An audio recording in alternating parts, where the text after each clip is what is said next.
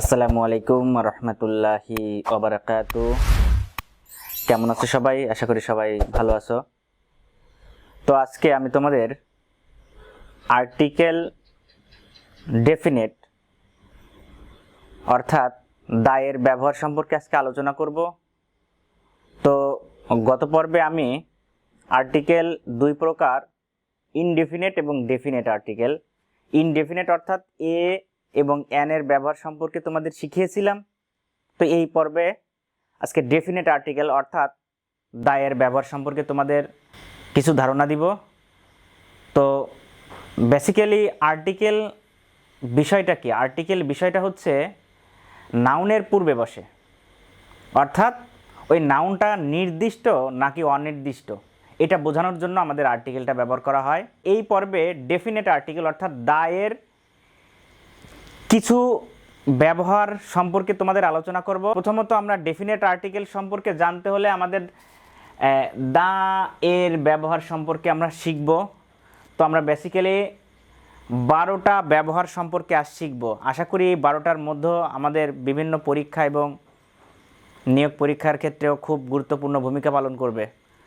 Number 1, শব্দের শেষে ST, EST অথবা মোস্ট থাকলে এটা আমি তোমাদের শিখাবো। এক্ষেত্রে কি হবে? এক্ষেত্রে আমাদের দা বসবে। উদাহরণস্বরূপ হিসেবে আমরা বলতে গেলে প্রথমত আমরা জানি ডিগ্রি 3 প্রকার। 1 number positive, 2 number comparative, 3 number superlative. অর্থাৎ গুড, বেটার, বেস্ট। গুডটা হচ্ছে পজিটিভ, বেটারটা কম্পারেটিভ এবং বেস্টটা সুপারলেটিভ। অর্থাৎ ডিগ্রির সুপারলেটিভ ফর্ম যেটা আছে, অর্থাৎ প্রত্যেকটা শব্দের শেষে এসটি, ইএসটি আমাদের কিন্তু যুক্ত আছে। অর্থাৎ সুপারলেটিভের ক্ষেত্রে আমাদের অবশ্যই দা বসাইতে হবে। যেমন উদাহরণস্বরূপ হিসেবে আমরা বলতে পারি he is dash best boy in the class. 2 নাম্বারটা মোস্ট পপুলার পারসন।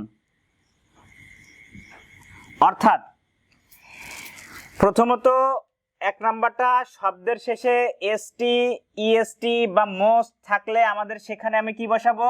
সেখানে আমি দা বসাবো।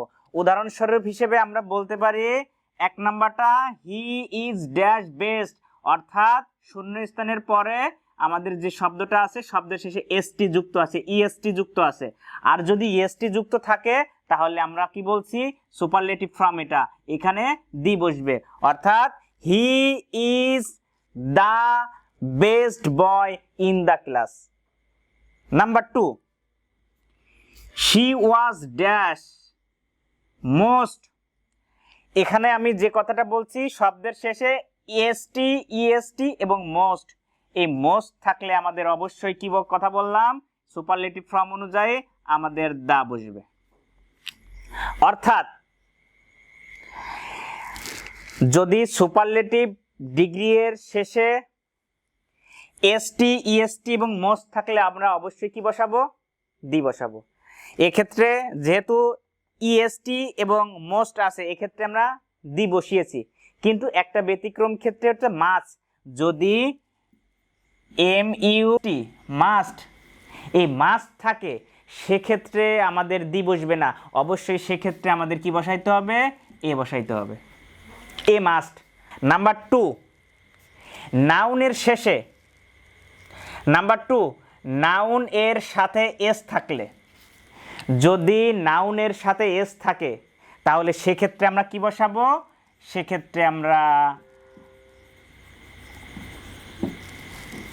দা বসাবো। অর্থাৎ দা বসবে।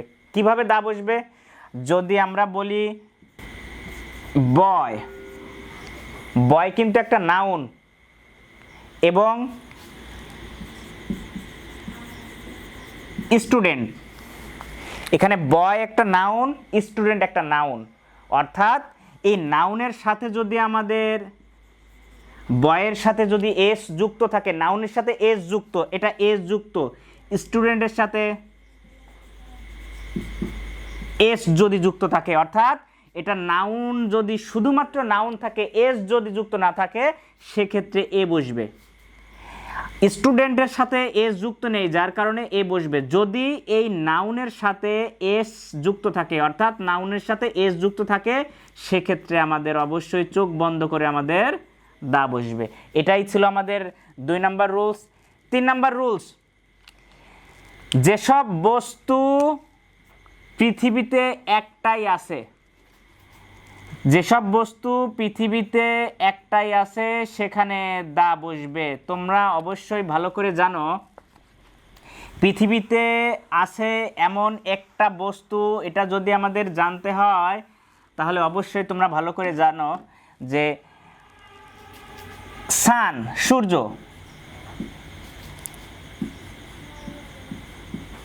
মুন, চাঁদ, আর্থ, পৃথিবী, অর্থাৎ এই সান, সূর্য, মুন, চাঁদ এবং আর্থ হচ্ছে পৃথিবী। এগুলা পৃথিবীতে একটাই আছে, আর এই একটা থাকার কারণে অবশ্যই আমাদের এদের পূর্বে আমরা লিখব the sun, the moon, the earth, etc, আরও অনেক কিছুই থাকতে পারে। অর্থাৎ পৃথিবীতে একটা মাত্রই আছে বস্তু, সেসব ক্ষেত্রে আমরা অবশ্যই দা ব্যবহার করব। নাম্বার 4, সমষ্টিবাচক দেশের নাম। সমষ্টিবাচক দেশের নাম অর্থাৎ কতগুলা দেশ সমন্বয়ে একটা দেশ গঠিত, এরকম কোনো সমষ্টিবাচক দেশ থাকলে অবশ্যই সমষ্টিবাচক দেশের নামের পূর্বে আমরা কি বসাবো? অবশ্যই দা বসাবো। উদাহরণস্বরূপ হিসেবে আমরা বলতে পারি ইউএসএ। যেহেতু ইউএসএ এটা সমষ্টিবাচক দেশের নাম, সুতরাং এর পূর্বে আমাদের দা ইউএসএ হবে। দা ইউকে, ইউকে একটা সমষ্টিবাচক দেশের নাম। ইউএই এটাও একটা সমষ্টিবাচক দেশের নাম। ইটিসি, অর্থাৎ যদি সমষ্টিবাচক দেশ বোঝায় তাহলে অবশ্যই আমাদের সমষ্টিবাচক দেশের নামের পূর্বে অবশ্যই দা ব্যবহার করতে হবে। দিকের নাম, দিকের নাম বলতে আমরা বুঝাই পূর্ব, পশ্চিম, উত্তর, দক্ষিণ। অর্থাৎ যদি আমাদের এই দিক বলতে বুঝায় আমাদের 4টা দিক, ইস্ট, পূর্ব, যদি ইস্ট যেহেতু দিকের নাম বুঝাইছে অবশ্যই দা ইস্ট, দা ওয়েস্ট,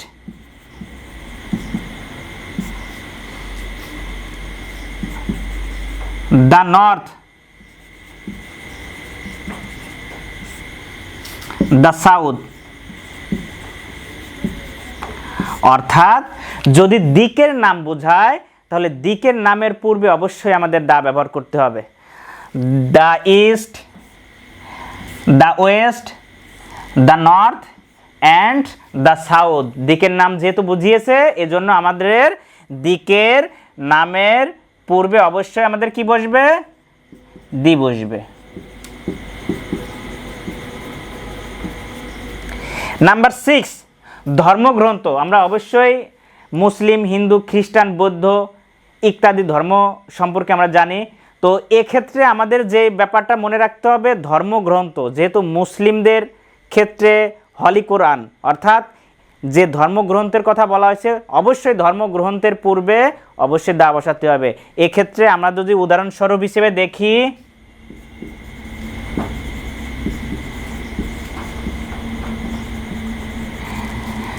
দ্য হলি কোরআন অর্থাৎ ধর্মগ্রন্থ,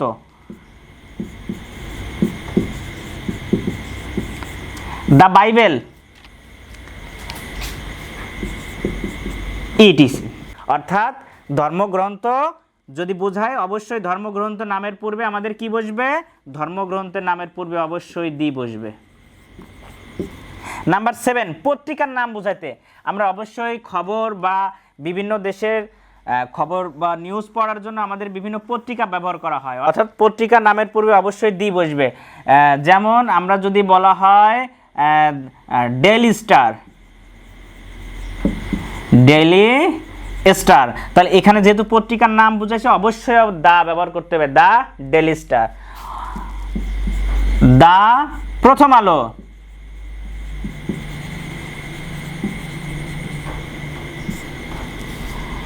দা সমকাল। অর্থাৎ যদি পত্রিকার নাম বোঝায় তাহলে অবশ্যই পত্রিকার নামের পূর্বে অবশ্যই আমাদের দা ব্যবহার করতে হবে।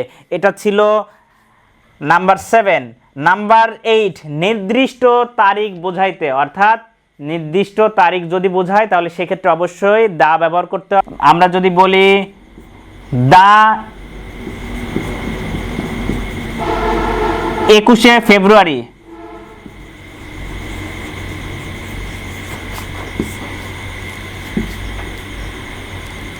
7 মার্চ,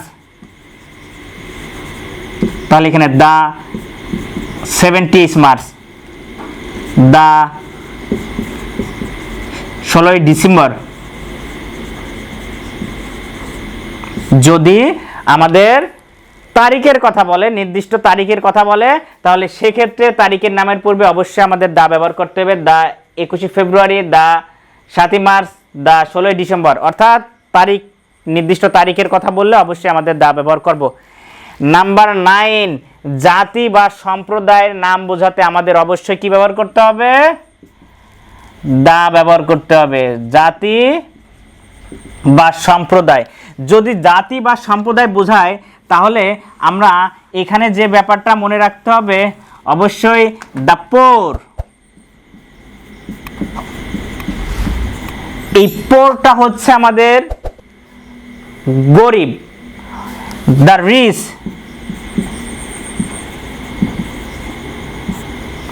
অর্থাৎ ধনী গরিব ছোট বড় যে ধরনের জাতি আছে এই জাতির পূর্বে অবশ্যই আমাদের কি ব্যবহার করতে হবে?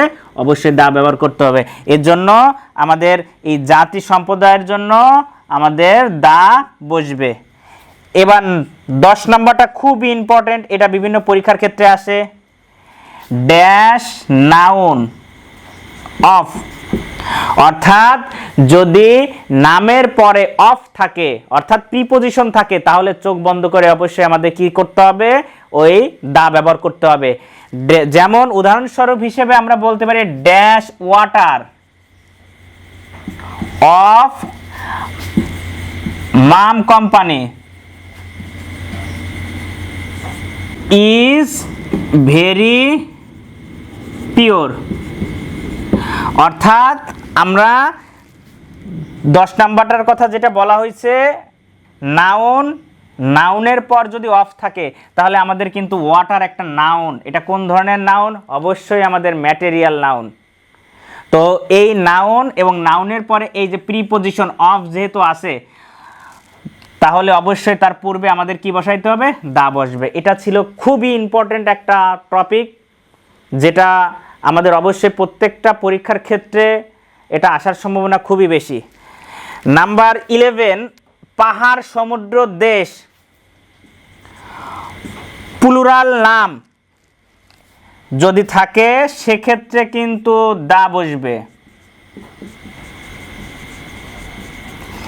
পাহাড় সমুদ্র দেশ প্লুরাল, অর্থাৎ সিঙ্গুলার বলতে বোঝায় এক বচন আর প্লুরাল বলতে বোঝায় বহু বচন। অর্থাৎ যদি কোনো দেশ, সংশ্লিষ্ট দেশ এর সাথে এস বা ইএস যুক্ত থাকে তাহলে এটাকে প্লুরাল বলা হয়। তো প্লুরাল কোনো দেশ, অর্থাৎ যদি পাহাড় সমুদ্র দেশ প্লুরাল নাম বোঝায় তাহলে সেক্ষেত্রে অবশ্যই আমাদের কি করতে হবে? দা বসবে। যেমন নেদারল্যান্ডস,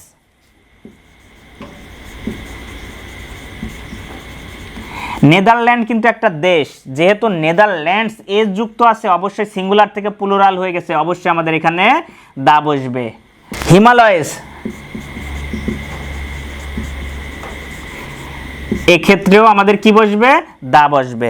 অর্থাৎ পাহাড় সমুদ্র দেশ প্লুরাল যদি হয় অর্থাৎ আমাদের এই প্রত্যেক প্লুরাল অর্থাৎ বহুবচন যদি হয় তাহলে প্রত্যেকটা নামের পূর্বে অবশ্যই আমাদের দা ব্যবহার করতে হবে। এবং লাস্ট 12 নির্দিষ্ট করে বোঝাতে, অর্থাৎ ডেফিনিট মানেই নির্দিষ্ট, অর্থাৎ নির্দিষ্ট করে যদি আমাদের বোঝায় তাহলে নাউনের পূর্বে অবশ্যই কি বসবে, অবশ্যই দা বসবে। উদাহরণস্বরূপ হিসেবে আমরা বলতে পারি ড্যাশ বয় প্লেইং